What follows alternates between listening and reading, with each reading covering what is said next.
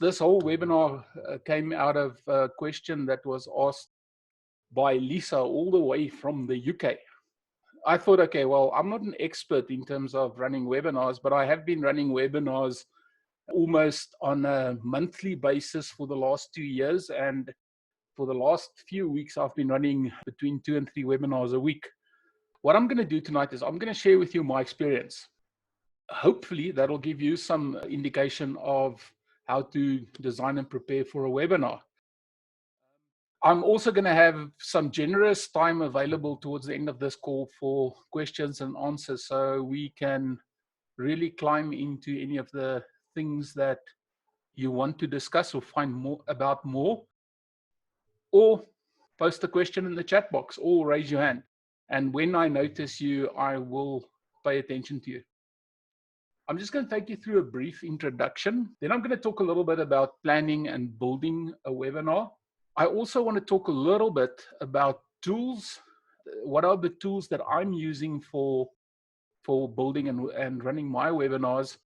And we could potentially speak about some tools within the Windows environment, because my setup is a fully Mac, iPad, iPhone, basically a whole Apple setup. But I do have some ideas around some of the tools that's available for the Windows environment as well. And almost everything that I'm telling you tonight should be the same, regardless of the setup that you have.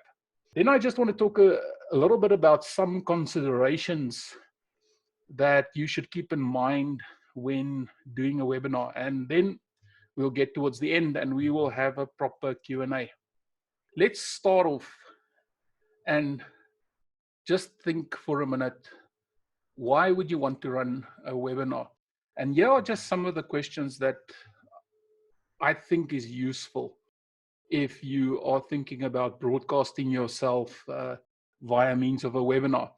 First of all, who's your audience? It is very important that you don't run webinars just for the sake of running a webinar. I think there's enough noise in the world. There's too many people out there talking the biggest load of rubbish already.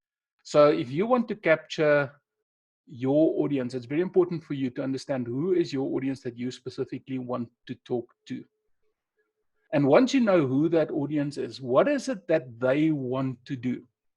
That is a very important question, because you have to think about it in terms of what it is that they want to accomplish. Not in terms of what you want them to accomplish, but what do you think this audience want to accomplish for themselves? So get very clear on what it is that they want in general. For example, in the last few weeks, I've been running several webinars aimed at coaches. And if we think about what it is that a coach really wants, a coach wants to run a good coaching session for their client. So in terms of when I run a webinar, I have to understand everything that I pitch for them must be along what it is that they want to accomplish in their coaching session. So I need to understand what is the benefits that they want to create in their coaching sessions, what are the pains that they are experiencing. And then I will go and think in terms of what I can offer them in terms of helping them to achieve what they want. And I have to build into my webinars, how will I alleviate their pains and how will I help them achieve the gains that they want to achieve in their coaching. So that's just an example. So those are just basically a run through the questions. Who's your audience? What do they do? What is it that they want to accomplish, or what is the benefits that they want to create? What is the pains that they experience? What are you going to offer them? How are you going to help them achieve what they want? How will you alleviate their pains? And then the most important question is, beyond the broadcasting of the session, what are you going to use your webinar for? And I'm going to give you some, I'm going to elaborate on that a little bit later. But often we will run a webinar and the event is the important accomplishment that we're looking for. But if you think about it, it could only be the first step on a path. because that webinar that if you record it, you can use it a little bit later for further idea development. You can use it for e-learning. You can pull snippets from it and use it in podcasts, etc. So the mind boggles with what you can accomplish. This last question is very important because this will determine whether you or how you will prepare for the webinar. Tonight's webinar is a fairly casual one, so I've prepared very differently for tonight's webinar than I would for some of the other webinars. But if I think about some of the other webinars, like for example, my hypnotic coaching webinars, what I do there is I have the ultimate purpose to use recordings of those webinars for marketing, for e-learning, for promotion purposes. So the way that I prepare for those are different than a more casual one like tonight, which hopefully will be more of a interactive and conversational one. Now, here's the process that I use. And I'm only showing you the circular process on the right-hand side, and this is the only time you'll see it, just to establish that this is a process. It's not a linear process. It is a process that often goes forward and backward and forward and backward, and it references other parts of the process. So what I'll do is I'll quickly just talk you through the highlights. I typically start when I plan a webinar, and I start with a brainstorm. I will always start with the central idea. And with that central idea, I would then start with an unstructured brainstorm and just see what information comes to mind, consciously and unconsciously. Then typically, and the way that I would capture this is in a mind map, and I'll show you a little bit more in a few moments. Then what I'll do from there is I will then go and dig into my research. Okay, I'll actively go and research the topic and the main points that I've come up with. I will go and dig into my knowledge base, which sits at the center of everything that I do. As I do research and new ideas emerge, I can go back to my brainstorming part. I can add new topics. I can revise topics. I can change things. As I change things in my brainstorm, my research can expand as well. So that's what I meant when I said there is no linear execution, but that some of these parts, you revisit them often in an iterative way. Once I've done the research, then I would start with an outline. And what I'll do tonight is I'll show you two methods of outlines that I prefer to use. And for some of you that has been attending some of my webinars, you'll actually, I think, recognize both of the structures that I use to structure my webinars. Then once I've got my outline, and the outline for me is a great expansion on the mind map that I originally started with. So the outline would already start containing notes. It would be structured in a certain flow. And once I have that, I can then move and I can start preparing my media. And the media, depending on each individual webinar, could be slides, it could be video clips, it could be sound.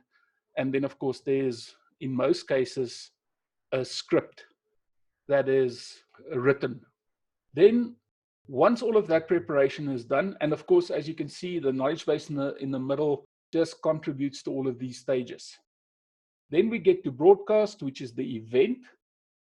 And this is typically where we sit and we talk about these things. We handle questions. I do my little teaching part.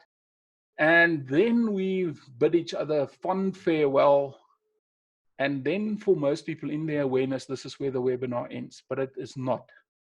Because then what would happen is typically I would take the recording and the materials that I've created and I would take it into post-production, where I will then edit this webinar into a totally different form. And then depending on whether it is something that I'm interested in publishing, I will publish it out, and I will talk a little bit about the number of places where you can publish it. And then what I always do is I do a post-publishing review. And the post-publishing review is for me almost a continuous innovation step, which then feeds into my next set of brainstorms or into brainstorms that happen much further down the road. So this is just a feel for the overall process. Okay, so let's start with the outline, which is where I start with the brainstorm. I think with the audience that I have here tonight, I probably don't have to explain mind mapping. It is my tool of choice. If you don't know what a mind map is, that little description on the left hand and that description on the right hand is two separate mind maps. On the left hand, there's just a very generic mind map, and it's a mind map normally starts with a central topic or a central idea, and then you would have main topics flowing off the central topic, and then each main topic can have subtopics, and each subtopic can have subtopics. What is nice about a mind map, it sort of resembles the way that we think. Depending on what subtopic we focus on, we can end up with a whole stream of thoughts in a certain direction. Now, a number of you have been on my hypnotic techniques in coaching sessions that's been running every Thursday for the past couple of weeks and will be running for a couple more weeks. But on the right-hand side, that was my mind map that I started with. And I originally started and I thought this hypnotic techniques in coaching was going to be 3 simple sessions, and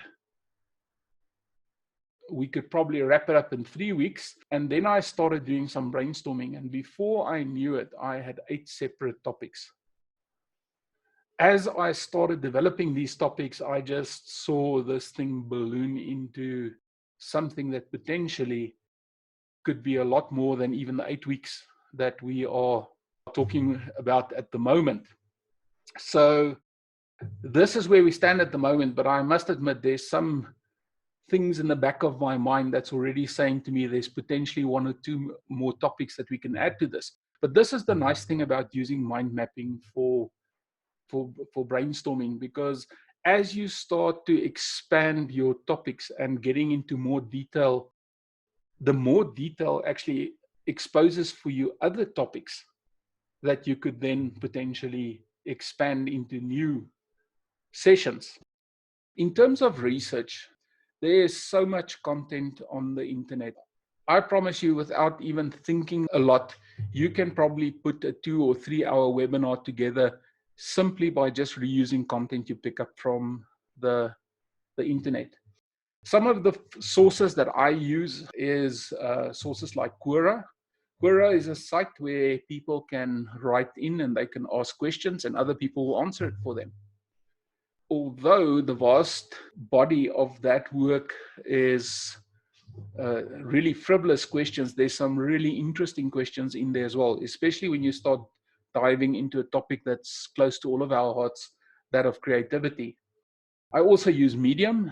Medium is a paid for site, so most of the articles is hidden behind a paywall, but it has a wide representation of almost any topic that you can think of.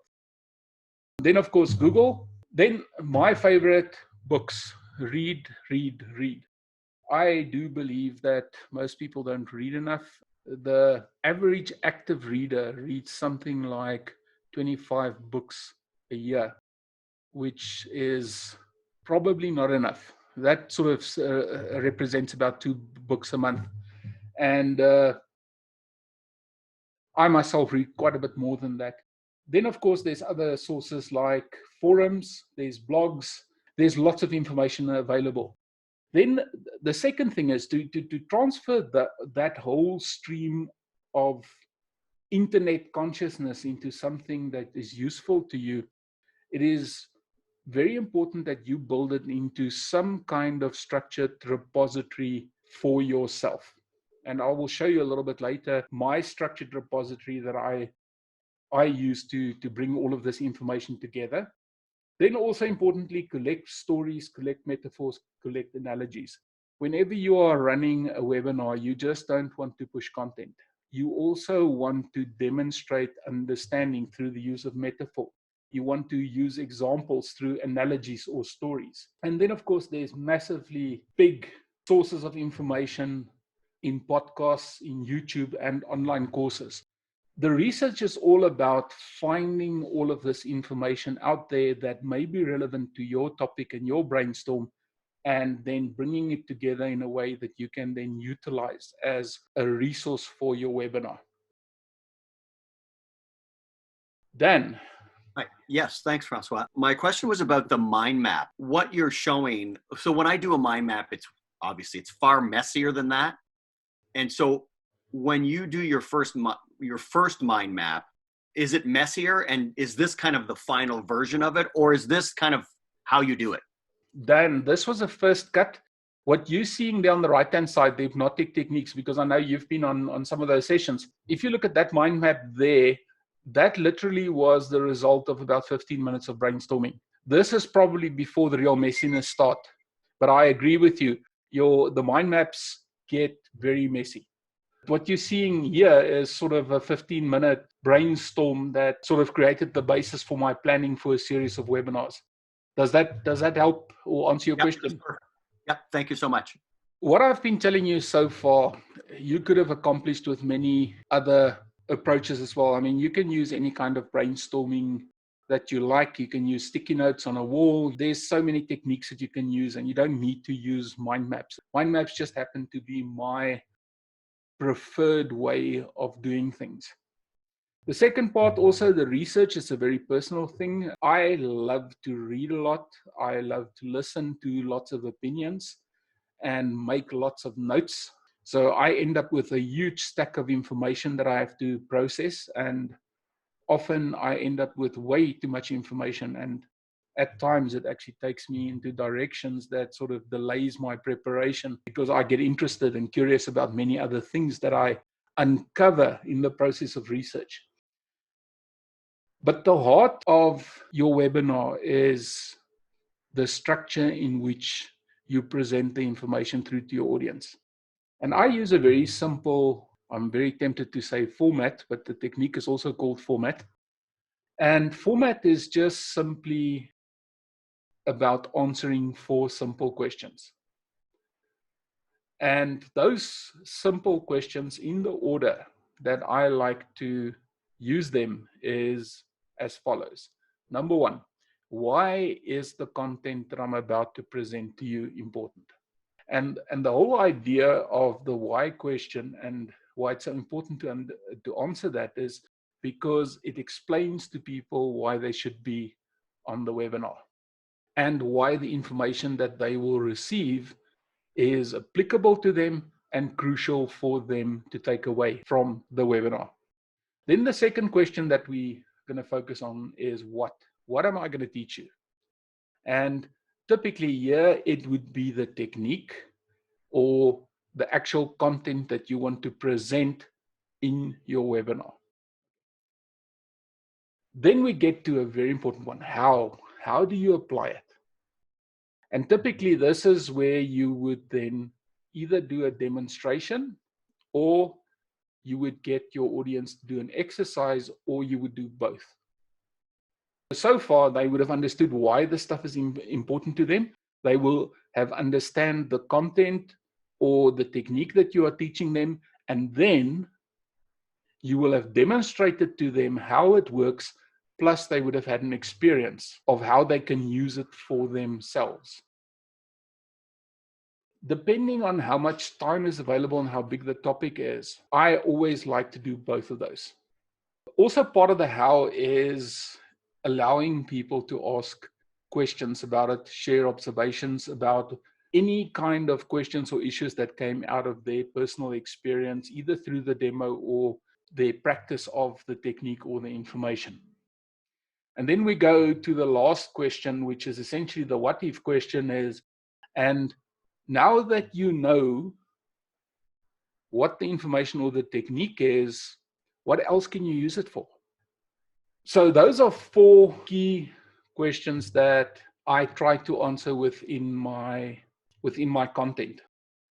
And the way that I would structure it in my webinar is I would start off just with a general introduction like I did tonight. Then I would address the question, why is this important? Then, what am I teaching you? How do you apply it? What is possible? leading into a Q&A, and then finally in a close. So almost every single webinar that I've run over the last 2 years, I've built around this structure.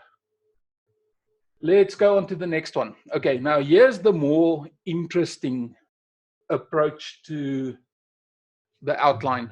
And I've actually demonstrated there on the right-hand side. That is basically the technique that I use. And this is a technique which is called hypnotic storytelling. Let's quickly reference back to the structure that we were talking about on the previous slide. So in this structure, I would still have my introduction. Then I would have a little reference to what, which just explains enough so that the audience understands what the session is about. Then I would go into why is this important. It also depends on the session, how many of these stories or exercises you will do. You would start with the first part of a story or an example or an analogy or a metaphor. Then you would go into a second, you would start it, you won't end it. You would start it up to a point. Then you would start the second one, which you would tell up to a point. Then you would start the third one, which you'll tell up to a point. None of these stories or metaphors or examples are finished. It's only partially told. Then you get to the message, and then you revisit, why is this important? You teach what, you teach how, you teach what if. Then you close the third story. So the last story or the last example or the last metaphor that you opened up, you will close that one first, then you'll close the second one, and then you'll close the final one, and then you finish the webinar. This is a structure, and for some of you that's been on my hypnotic coaching session, you will immediately recognize the hypnosis structure that's embedded in there. And if you think back to some of the best sessions that you've ever experienced with a really skilled facilitator, they always take you on a journey. And they take you on a journey where you almost get lost in their story. And afterwards, you remember almost everything they told you. And this is a good structure that a lot of really good facilitators or speakers use. You would also, some of you attended my hypnotic coaching sessions, and you would also remember that if we look at the depth of consciousness, you gradually want to take people down to a brainwave of alpha. Okay, most of the time when we are highly awake and alert, we are exhibiting beta waves in our brains. I mean, that's just the frequency at which your brain waves are cycling, and that is detectable by an EEG machine. So normally when you're really awake and energized, you're sort of sitting with a beta frequency. Then when you get to a relaxed state, you go into alpha. And then if you go into a deeper relaxed state, you go to theta. And then when you get so relaxed that you fall asleep, you go into delta. Trust me, as a speaker on a webinar, you probably never ever want to take people to delta. Unless the topic, of course, is restful sleep. So what we want to do is we want to slow people down into an ultra relaxed state, because in that ultra relaxed state, they are most open to learning.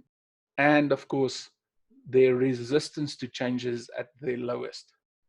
The other thing that you do is when you start with a story or an example or a metaphor and you tell it a part of it, and then you switch over to another story, what happens is the unconscious mind notices that you've changed topic. So you're getting into a deeper relaxed state. And then when you change topic, you get a little bit more alert because the unconscious mind is saying, what the heck is going on here? But then you go into another story and you start going all the way down, and then you change direction again. So you get a little bit more alert, and then you go down again. And this effect is called fractionation. It is something that as a hypnotist or as a storyteller, you purposefully insert in the talk, because paradoxically, even though you are lifting the level of alertness, the overall effect is that people go to a much deeper state a lot quicker. And then, of course, when they get into a deeply receptive state, that is when you deliver the message that you have for them. And because they are not resisting the information, they are going to take a lot more information away from what you're telling them. They're going to resist the change of doing the exercise. They're going to leave their baggage behind, and they're going to just jump in and do the exercise without resistance, and they will be open to learn from what is possible with this. The other interesting thing that happens if we only tell stories or only give partial examples, something happens which is called the zygonic effect.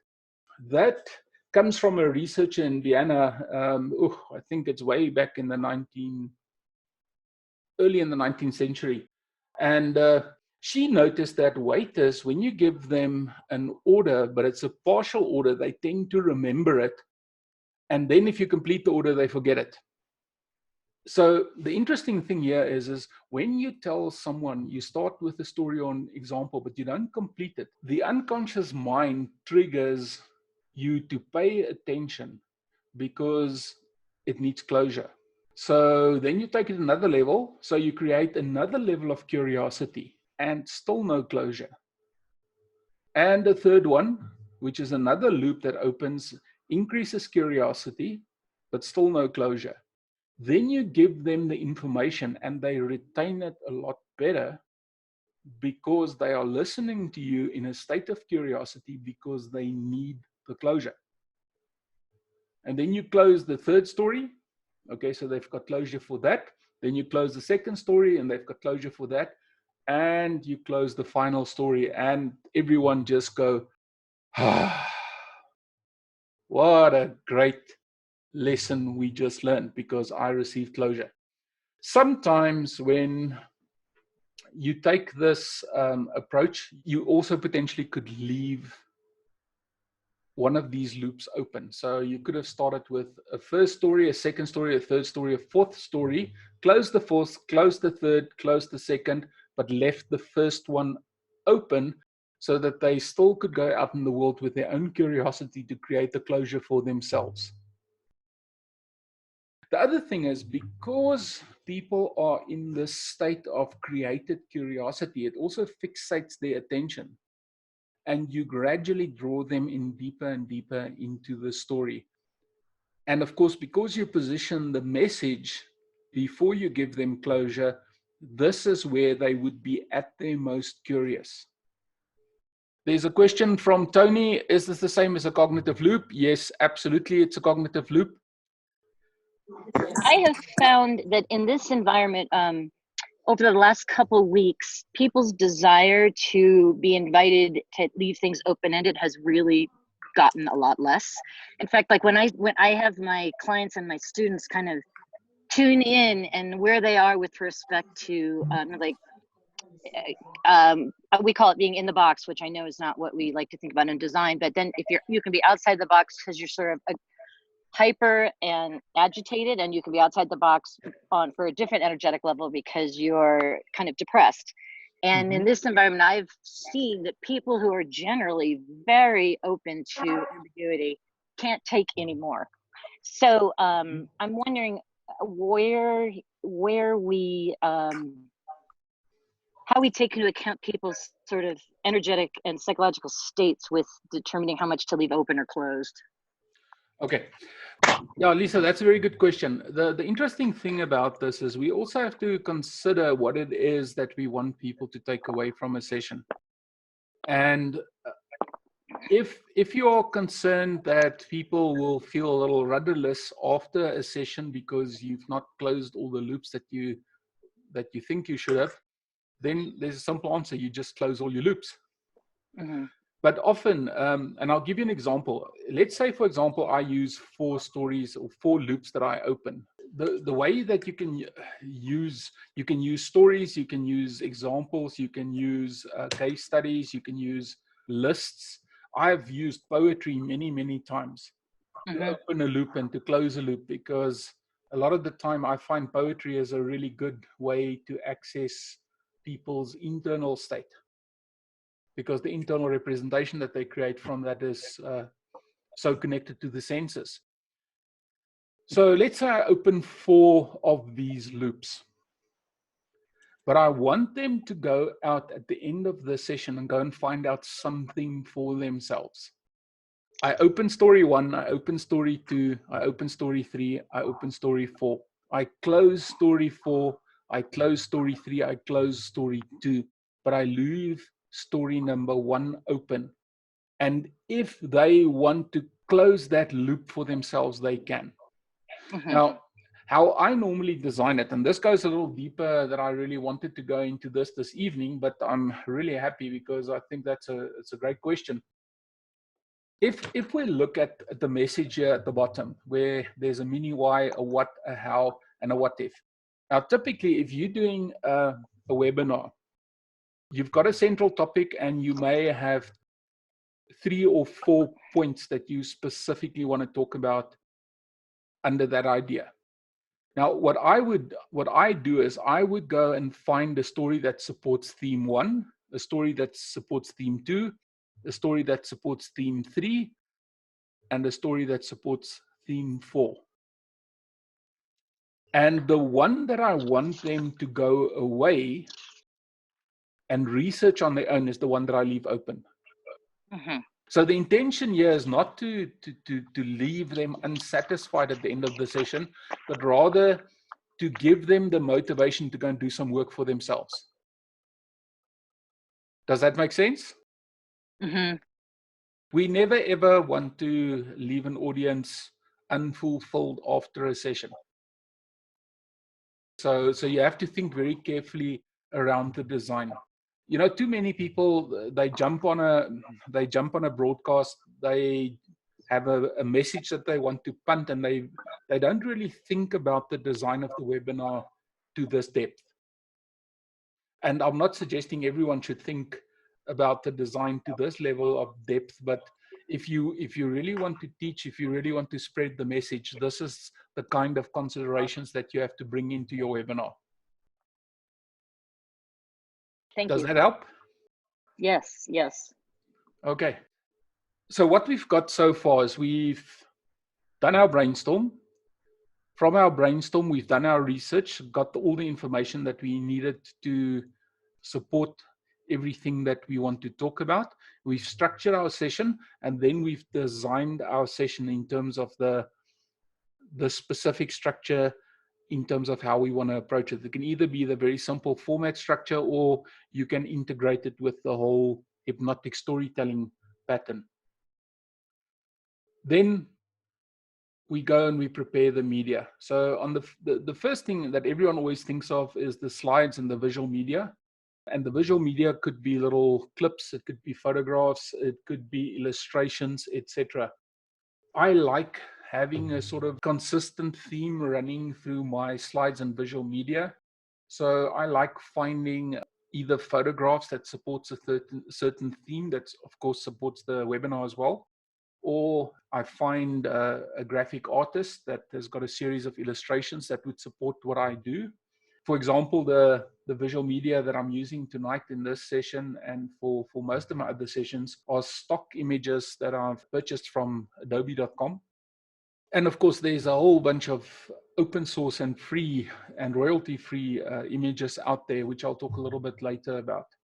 Okay, then the second thing is, if you're wanting to use sound and music, it's also very important to find the right kind of sound clips or the right kind of music if you wanted to create a specific mood. For example, if I think back about the session that we did on creative hypnosis a couple of weeks ago, I could have very easily put a very meditative soundtrack to that while we recorded, and it would have worked very well.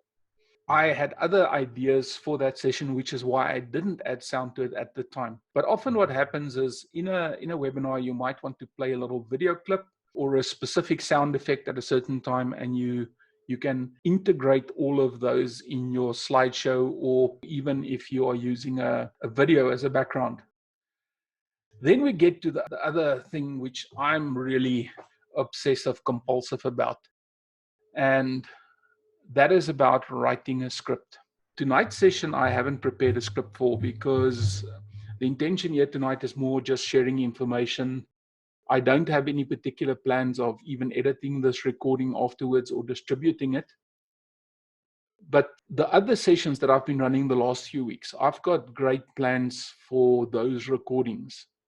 So what I do is I actually go and write out a sentence by sentence script for those. Because if you're running an exercise, or if you want a specific point, or if you want to reference a specific quote, you want to get it exactly right. So I write the script, and in most of those sessions, I even go as far as using a teleprompter to keep me honest.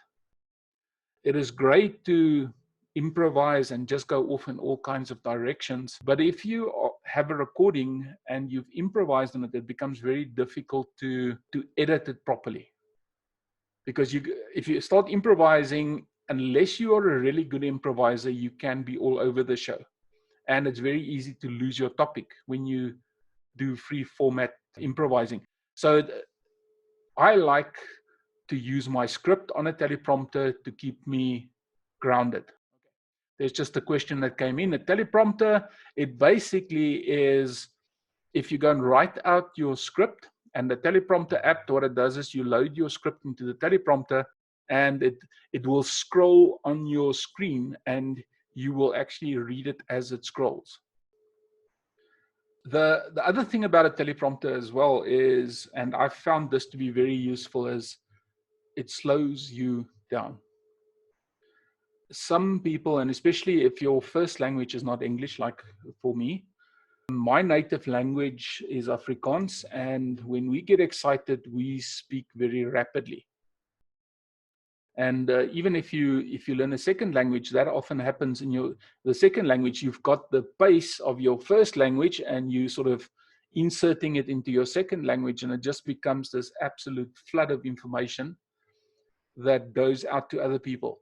But if you are working with teleprompter, it actually slows you down, because you can set it to a speed which is slow enough that you are intelligible to your audience. And here's the interesting thing. I don't know how many of you have ever recorded yourself when you are talking about a topic that you are passionate about. We almost always speak a lot faster than we think. So the teleprompter is great in slowing you down. Good. So before I even get to the webinar, I've done all of my slides, I've done all my visual media, I've written out my script, and if I wanted to use sound and music, I would have prepared that. Then we get to the broadcast. Now, there's a few things that you need to consider here. Most of the newer laptops actually come with really good cameras, and most of them come with a really good microphone if you want to have a conversation with someone else. However, if you want to create recordings, it becomes really important for you to have a more or higher quality soundtrack. And that higher quality soundtrack, you need a good microphone for. Okay, and this is not something that needs to cost you hundreds of dollars. You can get really good microphones under the $100 mark, and it greatly changes the quality of your recording. Then the next thing is, as far as possible, get a noise-free environment. Now, there are lots of things that you can do with padding, and you can even just hang up a blanket behind you or in front of your laptop. But often what happens is that sound bounces. So if you're sitting in a room and there's lots of empty wall, when you start speaking, there's sound that bounces off the walls, and you start getting interesting sound effects. The other problem is, and this is something that I still struggle with, houses and rooms are not necessarily built to be soundproof. So often you get a lot of sounds coming in from cars driving past, or dogs barking, or birds singing outside if it's a spring day. Up to the point where you can afford to build yourself a good soundproof room, that is just something we call atmosphere. But it is good to have a noise-free environment. And you can do a lot by simply just hanging up a blanket behind you and maybe just putting up something that can absorb the sound behind your microphone. Then, if you like showing your face on screen, it is important to get some lighting. And it doesn't have to be massively expensive lighting, but in most cases, when we are working off a laptop, we are typically facing a wall. You need to have some light projected towards you, or else you're going to appear like this dark blotch on a very light background, especially if there's a window behind you, or if the lighting in your room is such that the light is behind you. And you can even do adequate lighting just with a little study lamp that is just pointed at your face. Now, I fortunately have the right face for radio, so I almost always kill my camera while I'm doing a webinar. But I do know that there are some people that believe their face should be front and center in their webinars. And then I would just recommend test out your lighting, invest in a little LED light or two, angle them so that you get proper light on your face. Then the next step is to get some broadcast software. There's some really nice broadcast software out there, or you could just use something like Zoom or Skype. I know there's been a lot of negativity around Zoom in the media recently, but if you set it up properly, you should avoid most of the difficulties that people are experiencing at the moment. So Zoom really works well for me. Zoom also has a feature which allows you to record not only your webinar, but if you wanted to set it up properly, you can even record every single person that speaks in their own separate soundtrack. What is important about the broadcast software you use is pick something and then get to know it. And then, of course, the last part is your recording software. I'm lucky with Zoom. Zoom automatically records it for me if I ask it to do it. But you can also record yourself separately. And there's a number of tools that you can use for that. But it's important that you make sure that you have got a recording ability. Then we get to post-production. Now, this is if you want this webinar to live on in some form after the event. And there's lots of horrible, terrible, bad news here, because you're going to edit until you are so sick and tired of it, and then you maybe 10 minutes in. The ratio for audio editing, for every hour of audio that I edit, that ends up, if I end up with recording that's an hour long, I probably would have spent about 8 hours editing that. And if you start editing video, that figure can go up to as much as 1 to 32. So 1 hour of video editing can very easily be the result of 32 hours of editing. Now, typically the things that we're looking for to clean up in post-production is we want to clean up excessive breathing. We want to clean up as far as it is humanly possible any background noises that happens. Silly things that you don't think of. When you open your mouth to start speaking, it makes a click. Those are the kinds of sounds that you may want to get rid of. I've got a very annoying tick, but if you listen to a recording afterwards, all of that stuff is gone. So we have these verbal tics and verbal crutches, and all of those things needs to be removed in production. I, for example, excessively use the word so, I excessively use the word and. What I have to do is get rid of that in post-production. Also in such a way that the recording doesn't sound artificial.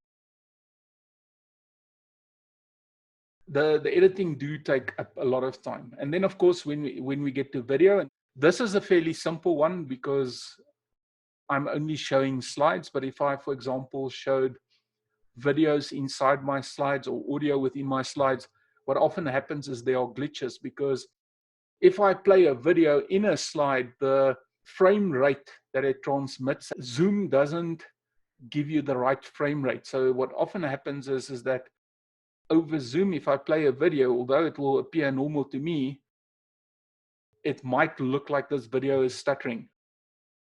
So what I often do is in post-production is I will actually go into that part where the video was played, and I would replace the stuttering video with the original video.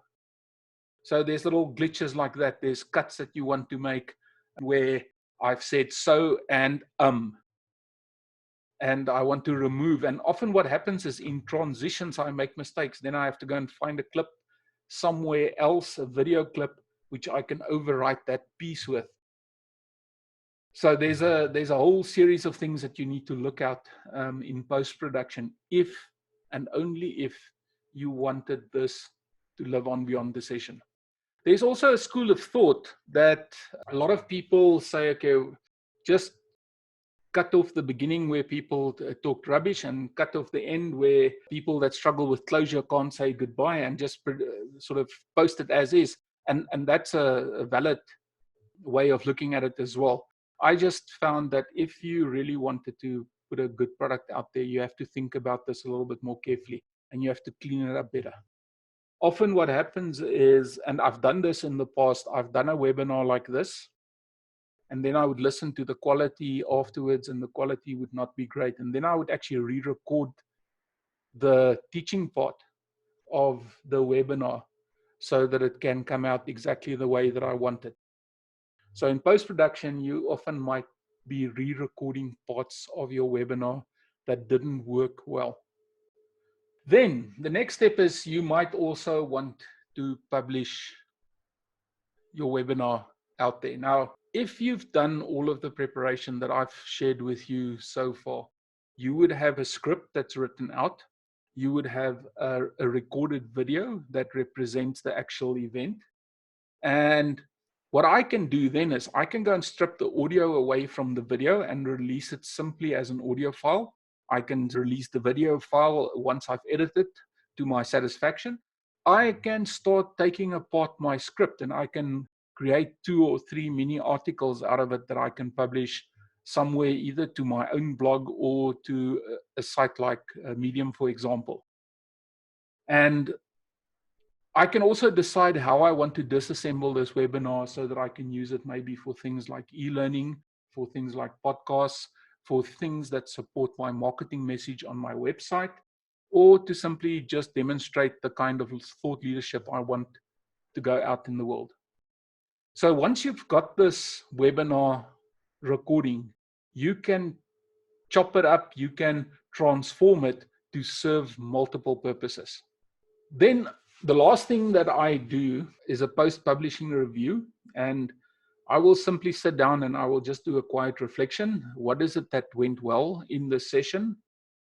What is it that I specifically saw that landed with the audience? And the things that land will typically be the things that people ask questions about or want to pursue in more detail. What missed?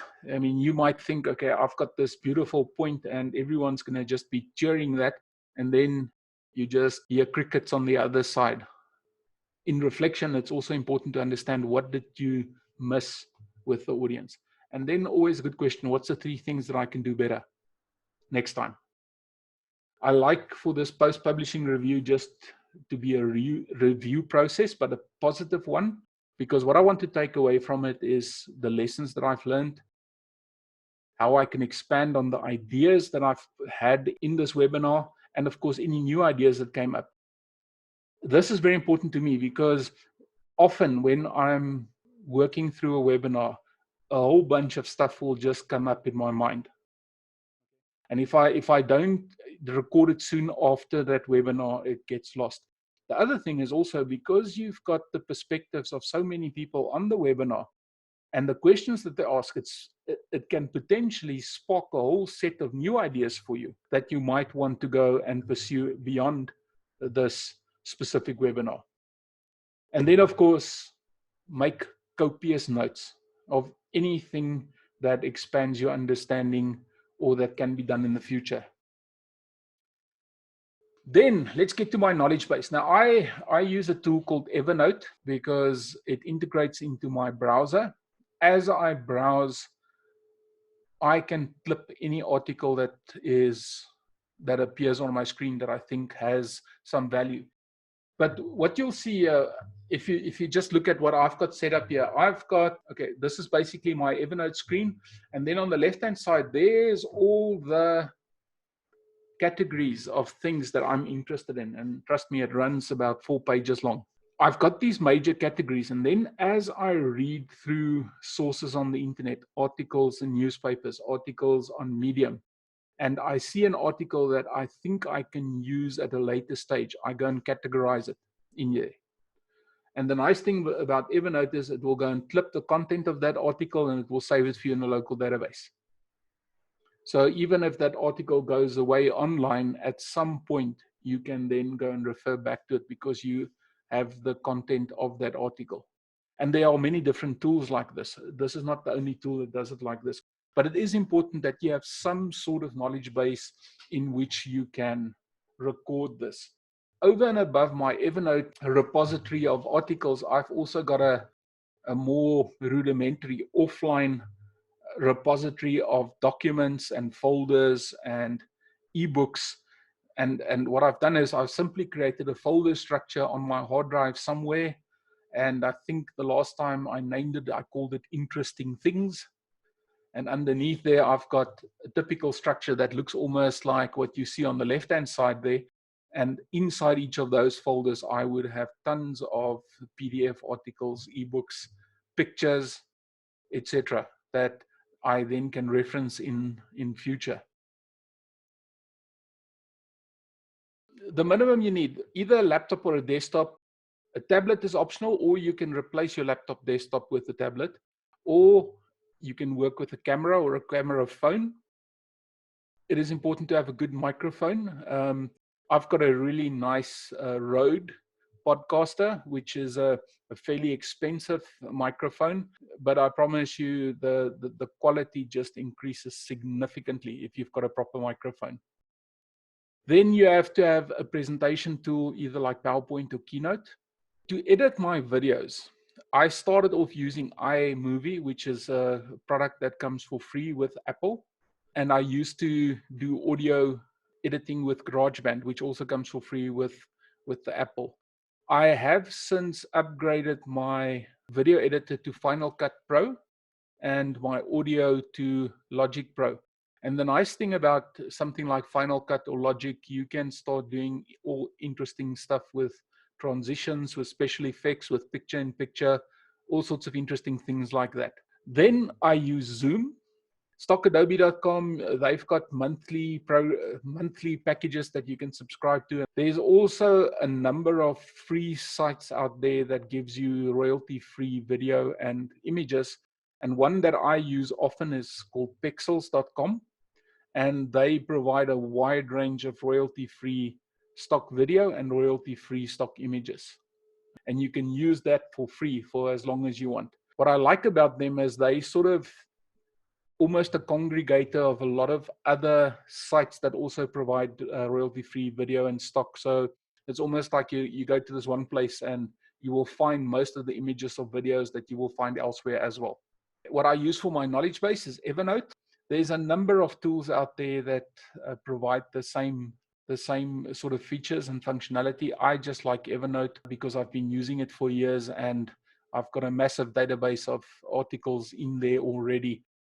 Something that I didn't put up here is my electronic notebooks. There's two that I can recommend. The one is called Day One and the other one is called Bear. And it's just simply an electronic notepad where you can go and capture a thought or an idea. And what it does is it synchronizes it across all of your computers and your tablets. Then YouTube has got immense amount of resources in terms of royalty-free sound effects. So all kinds of noises and sounds you can download for free and you can use for free with no royalty implications. They've also got composers that work around the clock to create royalty-free music for them. And there's almost something for everyone there. I've yet not to find a piece of music that sort of supported the kind of things that I wanted to do. And then, of course, YouTube is also a great channel to publish your published webinars to. If you want to spend some money, there's also a tool called Vimeo.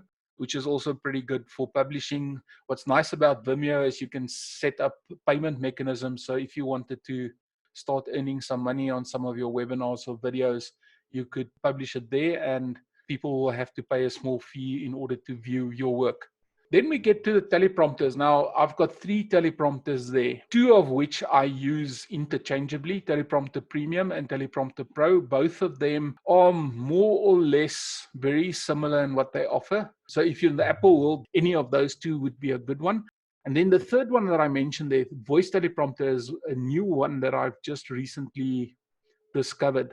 And the nice thing about Voice Teleprompter is it actually, if you stop speaking, it stops scrolling. So it actually notices when you speak and when you don't speak. And if you go quiet for some other reason, it stops scrolling. And when you start speaking again, it just resumes the scrolling. Then for the Windows or the Microsoft people, I know there's 2 free products, Movie Maker, which you can also use. Movie Maker has got similar features to iMovie. It's a free product. So you can do some rudimentary video editing with that. And then Audacity, which is actually a very advanced product that they provide for free, and you can use it on Mac or on Windows. And it's a nice audio recording tool, but it's also a great audio editor and mixer. So this is just a summary of some of the tools that I use. There's a whole wealth of tools out there that you can invest in and use. These are the tools that I've found and that I've been using to build the kind of products that I'm releasing into the wild at the moment. Okay, just some considerations. Know your tools. If you're going to run a webinar, know the tool that you are going to use. I've seen many times, and it sort of goes with the second point, simplify, simplify, simplify. People launch into a webinar and then they've got Zoom running, and then they want to jump over to Google Docs, and then they want to jump to Mural, and the next moment they've got just this huge mess because they don't know where they are, they don't know what they are doing, and what could have been a really polished presentation becomes a nightmare. Keep it as simple as possible. The simpler your use of the tools are, the less likely things are to go wrong. Then the other thing is, and tonight is actually the rare exception, I never run a webinar without a script.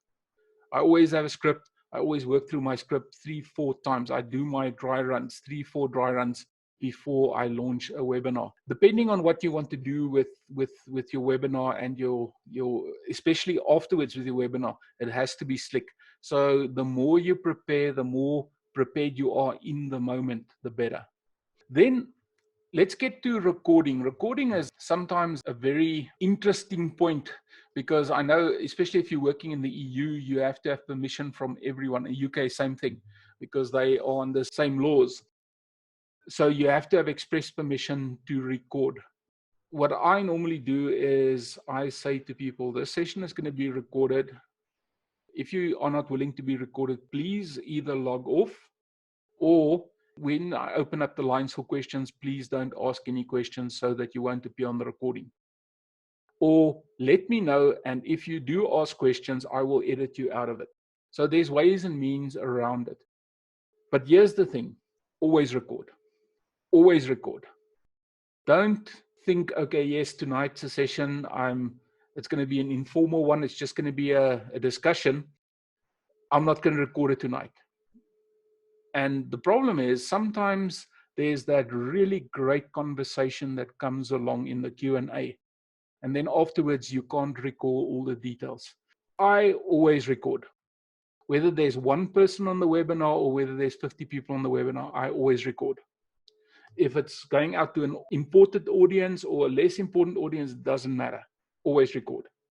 So that's probably the best advice I can give you.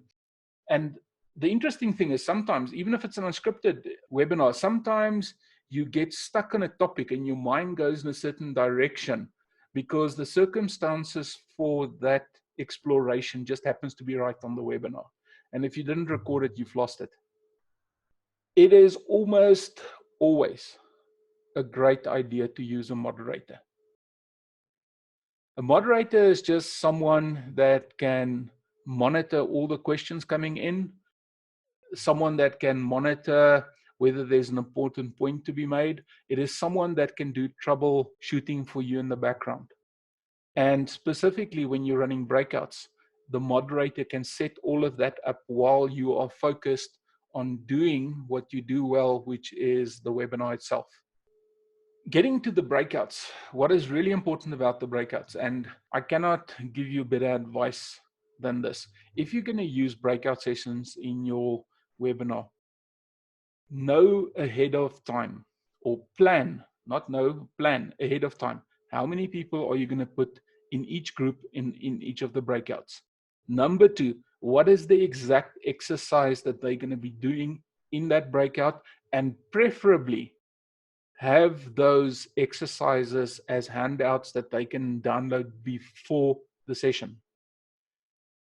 I am sure there's been people that's on this webinar that's been in breakout sessions, and then the first 5 minutes of a 6-minute breakout, people discuss on what are they actually supposed to be doing. So it's really important that when you send people away for breakouts, they must know exactly what they are supposed to do, and even better if they've got a little handout that tells them what to do. Also, plan ahead of time. How many people are going to go into each session? How long that session, that breakout session is going to be? And whether you want to shuffle people in the breakout rooms from one exercise to the next. There's nothing as frustrating for a moderator as a presenter that says, okay, we're going to go to the next breakout. Can you please shuffle everyone up? So what you're then doing is you're creating a really difficult time for your moderators. So if you really wanted to go slick and easy, plan all of these things out, discuss it with your moderator ahead of time. Preferably, your moderator should be able to run the session and do what they do without even interacting with you. That is if you planned it correctly. It's also very helpful in the beginning of a session, if you are using a tool that you suspect that people are not familiar with, to just give them a little overview of how the tool works, how they can activate chat, how they can capture questions in there, etc. So, and that is just to ensure a smooth flow. The next thing is questions and answers. Now, normally when I run a webinar, I will have a specific, I identify one or two times that I might accept questions during the teaching part of the webinar. And then normally I will have a Q&A, which will be a free-for-all. But it's up to you to decide where and when do you want to accept questions. You can, with a tool like Zoom, you can mute people and you can refuse that they can unmute themselves. So you can potentially dodge all questions if you wanted to. But it depends on the duration of your session. It depends on where you are able to break the flow of your session, where you allow your Q&As. But please do have a Q&A. Then the last one, and I said, yeah, dealing with asshats. Now, asshats are those difficult people or people that crash your sessions if you haven't used the security features around tools like Zoom. If you've got someone that's obstructive or particularly difficult, or they ask questions that you don't know the answers to, okay, don't do that. But if there's someone that's obstructive and that are mean-spirited, you can actually remove the participant and you can set up a tool like Zoom that they can't re-enter the session. And if someone is really obstructive or rude, remove them. At the end of the day, the session belongs to you. Don't think twice about things like that. If someone breaks into your sessions, remove them. Zoom has also got some brilliant features now where you can enable a waiting room and you can only admit people that you recognize or that you know as confirmed to your session. Of course, you're always going to have the difficult people in your session that might ask you really difficult questions. And then you have to assess for yourself, is this person difficult because they just want to be difficult, or are they asking questions of a level of difficulty that I just don't have the answers to? And then as experienced facilitators, we all know, you know what, that's a great question. I tell you what, I'm going to drop my email in the chat box. Email me, and I promise you I'm going to get you an answer for that. Okay, and then, of course, beyond the session, please go and give them that answer that they are looking for. So that's really, really important. Most people, if they sit through a session with you, it's because they have a genuine curiosity for what you're talking about, and that should be welcome. Thank you very much for everyone attending. So if you want to drop off the session, you're very welcome to. Okay, so Francois, it's been absolutely gorgeous. Thank you so much for sharing.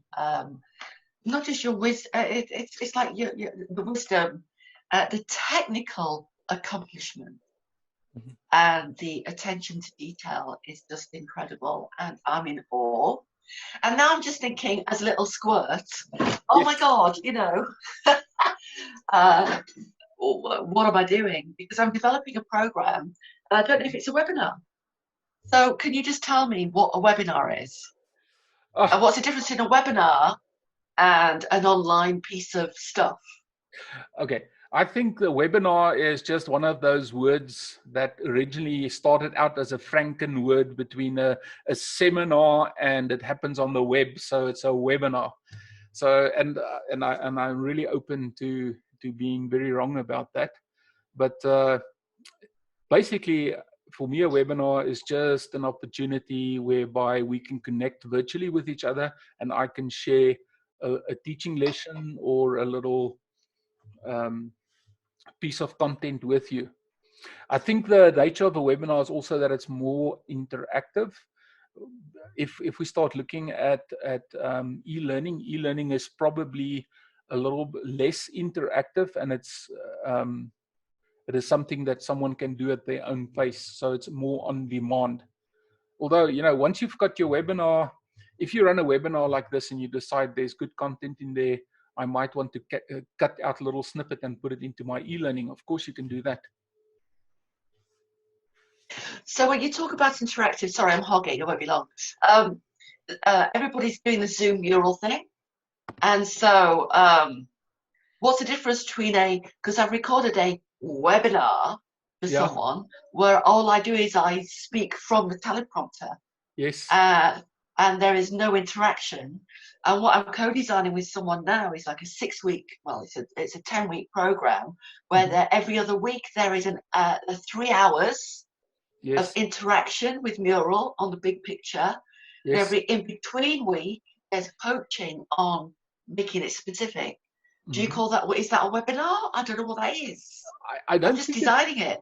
Yeah, I don't think it's that important to make these finer distinctions, because I think what's important is there's a way that you present a chunk of information, and it can be in an on-demand recorded format that people can dial in and they can play it at their own convenience, or it can be a live event where they get the opportunity not only to experience that content but also to interact with you. So I don't know if there's something in there that makes sense to you. It does. I think at the moment I'm in live mode. Yeah. The idea of ossifying things that I say into something that can be packaged, I'm not in that place yet. Yeah. Okay. If we think about this, at the moment, I think what we started with, and let me go back for a moment. I'm just going to go back to, remember this one, yeah. I originally wanted to start off and I wanted to do a webinar around timeline travel, image streaming, and over the wall. So I thought, okay, there's 3 webinars in here. And then I did a little brainstorm, and I said, okay, well, but in order for people to really get, when I talk to them about timeline travel, image streaming, and over the wall, they need to understand what I mean with hypnotic coaching. And if we look at a webinar, a good time for a webinar, including questions, is an hour and a half.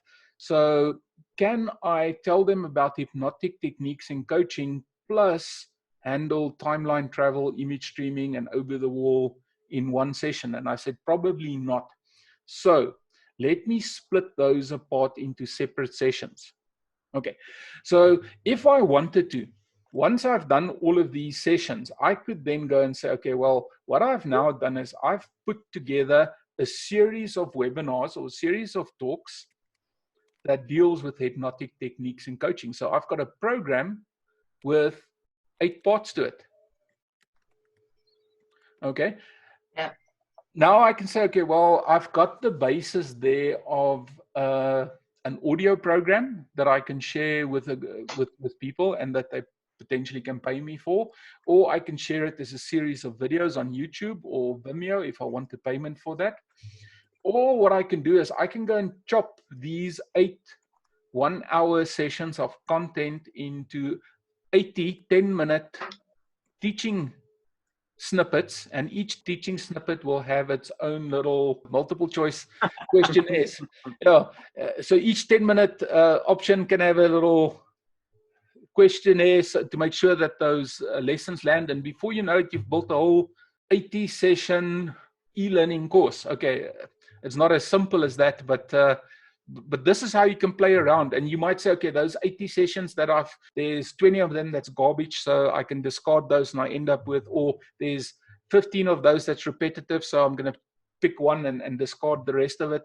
And you end up maybe with 30 or 40 little 10-minute snippets that you can use then and put together as an e-learning course. So the emphasis that I have, and this is why I say it's so important to always record this, because you can at the very least then go and mine your recordings for things that are usable. Or if you find that there's usable parts that you want to reuse, you can go and re-record that in the context of creating something else. Lisa, does that help? It does. And of all the slides that you've shared, this is the one that really speaks to me. And I'm just wondering whether you're able to share this one. Of course. Because I love the lateral mind mapping, and it really speaks to something that I'm developing at the moment. So that would be really helpful. Okay, of course. Steve, you've got a question. Yeah, 2 things. One is very, very important. The other one is specific to me, but with regard to a pointer, when you want to point out some of your slides, do you have that ability on Zoom? And the second one is, I'm giving a talk in 2 days to a group of people who I don't think are going to be very chatty, but if they do ask a question, they may want to be anonymous. Is there a way of having an anonymous chat, or do you work it through a moderator? The best way to do it, I would suggest if you're going to be doing a talk to a group of people, and I'm guessing it's going to be an important group for you, I would always get someone to moderate for me. And as far as I know, Zoom, and I'll have to double check that for you, but as far as I know, you can ask questions anonymously in Zoom. The other thing is you can also log on anonymously, because at the moment you can see people's names, but you can rename yourself to be anonymous. And of course, you can decline to come on camera, although that's not ideal. But there is things like that that you can do. Okay, and the first question is, when you have a slide, you want to put a pointer because you have a number of points and you want to do it just as you might with a pointer, a laser pointer. Can you do that on Zoom? I'm using Keynote here. I don't know if you can do it in Keynote. I know you can do it on PowerPoint. If you're using PowerPoint, I know. I'm sure Keynote has that feature as well. You see, the thing is, I'm using Keynote or PowerPoint within Zoom. So the features of PowerPoint and Keynote still exist. So if you can show a pointer in Keynote, or I know you can do it in PowerPoint, then you can definitely show that. Interesting. Okay. Thank you very much. Great. Next question. When you do dry runs, do you just do it for yourself to like smoothing out your process and things like that, or do you also do it to like get feedback and improve upon it? I'm just kind of curious. Yeah, when I do a dry run, it's for myself. I'll give you an example. What I do is I will log on to Zoom. Okay, I will start up my teleprompter. I will run through the presentation exactly like I would with this session like this. I would actually go through it as if there were an audience, although there is no audience. What I will do sometimes, if it's a really important piece of content that I want to share, is I will actually record myself and play it back to myself to make sure that I see the right things happening, that I'm using the right voice intonation, that I'm using the right frequency of speech. So there's a couple of things that you can check out with the dry runs, especially with the teleprompter. I suggest that you run through the script 2-3 times, because often you pick up little mistakes that when you write it the first time, you don't see it.